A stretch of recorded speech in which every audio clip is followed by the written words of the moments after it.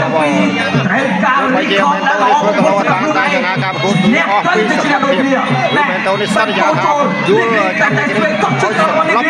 មិនគោទៅដល់ចូលនេះគឺស្វាញមិនធម្មតាទេបងហើយបាត់តែធ្វើរបស់មិនបានហើយខំនេះនេះញ៉ាក់ដល់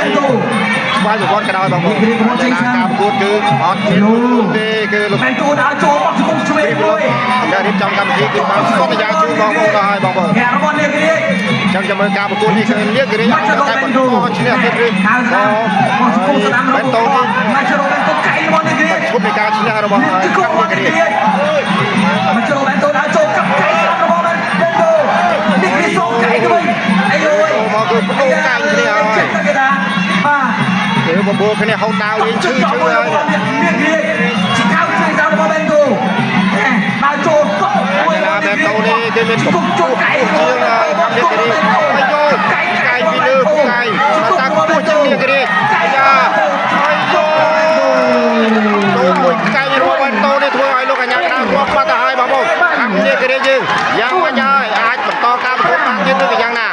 សម្ដីដែលបែនតូនិយាយថាផ្ដួលខាងនេះគេឲ្យសន្លប់នឹងបោះបង់ការប្រកួតហើយឡើយលោកកញ្ញាកណ្ដាលកំពុងតែធ្វើការរាប់យ៉ាងណាបន្តការប្រកួតបានជាធម្មតាហើយយកកំកៃរបស់បែនតូអីយយលោកមែនមកបងអូស្ដាប់ម្ដាយរបស់បែនតូសម្លាប់កងទៅលើសាររិចបាត់ហើយលោកកញ្ញាកណ្ដាលយ៉ាងម៉េចអូ2 3 4 5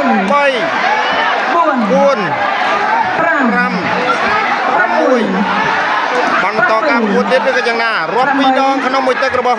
បែនតូបាត់ទៅហើយបាញ់ឈប់ការប្រកួតបាត់ទៅហើយបងប្អូនយ៉ាងណាបែនតូនេះក៏បានធ្វើអស់ពីចិត្តហើយទោះជាចាញ់បានលុបជង្គង់ដោយ20គីឡូមិនបានក៏ដោយបងប្អូនគឺការប្រកួតនេះគឺមិនឲ្យបងប្អូនខកបំណងឡើងមិនមែនឡើងមកទៅទេយកទៅលុយទេពីសមត្ថភាពនេះគឺកីឡាគឺជាធម្មតាហើយយ៉ាងណាក៏ដោយក៏សូមអបអរទៅលើកីឡាករម៉ាឆាដូបែនតូអរគុណច្រើនអរគុណដល់ជួយអបអរសាទរកីឡាករម៉ាឆាដូបែនតូ